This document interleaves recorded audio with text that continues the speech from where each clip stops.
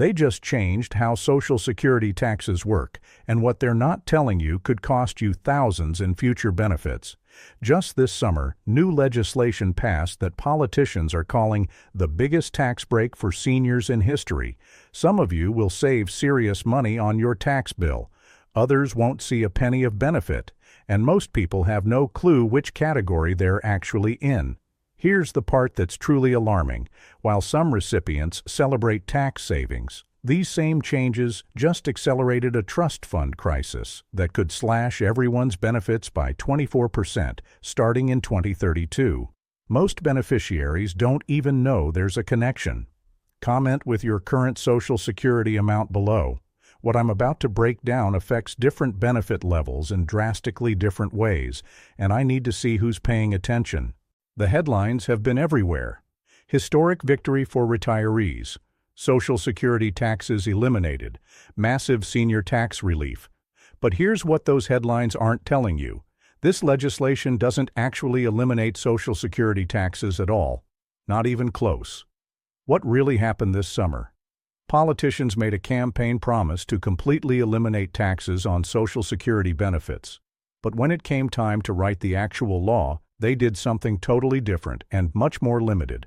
Instead of tax elimination, they created a temporary $6,000 tax deduction for people over 65. That deduction completely disappears if you make more than $75,000 individually or $150,000 as a couple. And here's the shocking part.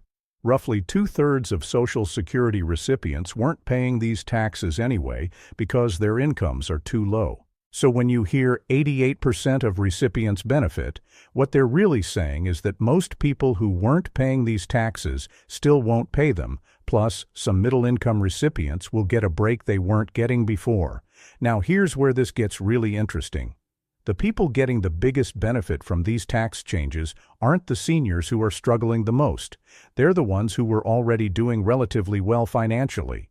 Here's the reality of who actually benefits. If you're living on Social Security alone with minimal other income, this tax change does absolutely nothing for you. You weren't paying these taxes before, you're not paying them now.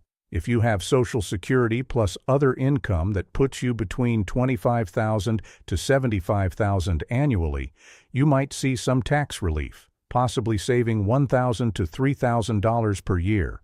If you're in higher income brackets, you get the maximum tax savings, but you probably didn't need the relief as desperately as someone choosing between food and medicine. But here's what nobody's highlighting in those rosy projections. The vast majority of Social Security recipients living on fixed incomes below the tax thresholds get zero benefit from these changes while facing the same long-term risks as everyone else. Here's the part that should terrify every Social Security recipient. While some people celebrate tax savings, these changes just made the trust fund crisis significantly worse.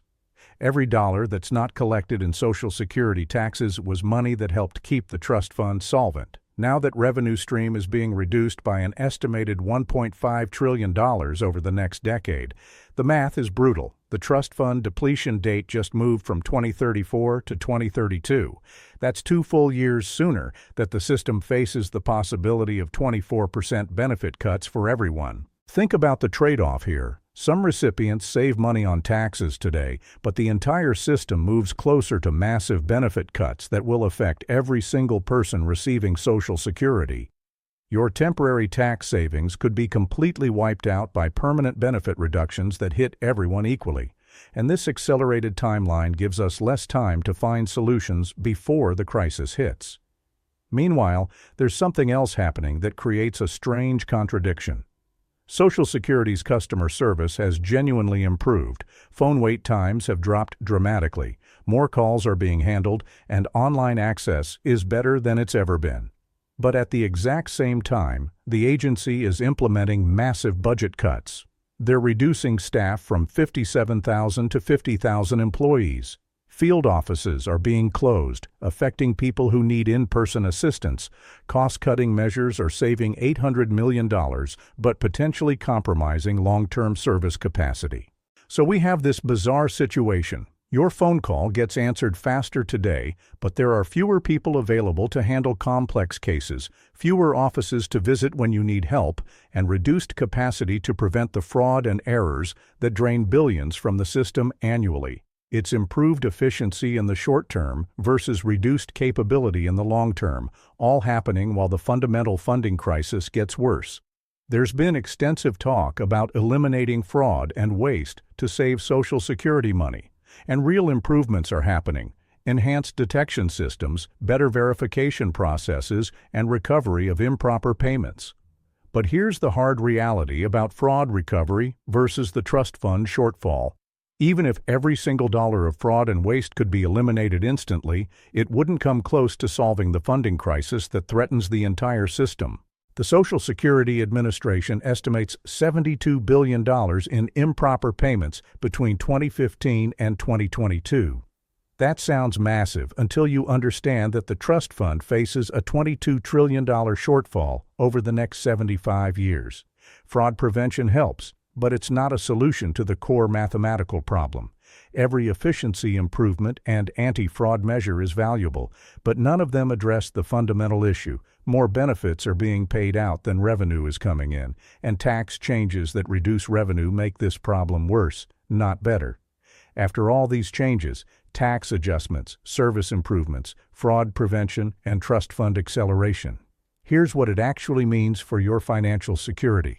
If you're surviving on Social Security with little other income, these tax changes provide zero benefit to you, but you're equally vulnerable to the benefit cuts that are now coming 2 years sooner. If you have Social Security plus moderate additional income, you might save $1,000 to $3,000 annually in taxes, but those savings could be completely erased by benefit cuts now projected for 2032 instead of 2034. If you receive substantial Social Security benefits with significant other income, you get maximum tax relief, but you also have the most to lose when future benefit cuts affect the entire system. The sobering reality is that for most Social Security recipients, short-term tax savings don't compensate for the long-term damage of accelerating the trust fund crisis. Here's what you need to do to protect yourself given these changes. First, figure out exactly how these tax changes affect your specific financial situation. Don't assume you're benefiting just because politicians claim most recipients are helped. Second, do the math on whether any tax savings you receive justify the risk of accelerated benefit cuts. Compare a few thousand in tax savings today against potentially thousands in annual benefit reductions starting in 2032. Third, start planning for the 2032 timeline instead of the previous 2034 projection. That's 2 fewer years to prepare for possible 24% benefit cuts. Fourth, focus on what you can control, optimizing your current benefits, diversifying your retirement income sources, and understanding how Social Security fits into your complete financial strategy. This situation forces every Social Security recipient to answer a fundamental question: do you prioritize immediate tax relief that helps some people now, or long-term system stability that protects everyone's benefits later? Because that's essentially what these changes represent: a choice between short-term tax savings for certain income levels and protecting the system's ability to pay full benefits for everyone.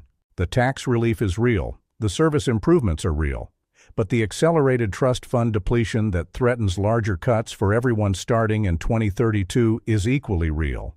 Comment short-term savings if you think immediate tax relief is worth the long-term risks, or long-term stability if you're more concerned about protecting everyone's future benefits.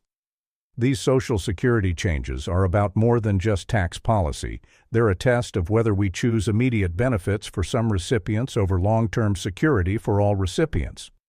Your Social Security benefits over the next decade will be affected more by the trust fund crisis than by any temporary tax relief. The numbers don't lie. $1.5 trillion in reduced revenue brings everyone closer to the day when benefits get cut. The critical question isn't whether you'll save money on taxes. It's whether the Social Security system will remain financially stable enough to pay your full benefits throughout your entire retirement. Drop a comment with your income level and tell me, are you willing to accept faster trust fund depletion for immediate tax savings? Do you prioritize tax relief or benefit security? Have you calculated whether short-term savings justify permanent risks? Subscribe because Social Security's financial future is being shaped by policy decisions happening right now, and staying informed isn't optional anymore. The choices being made today about taxes and spending will directly determine whether your benefits face cuts in 2032, and knowledge is your only defense against being blindsided by changes that could destroy your retirement security.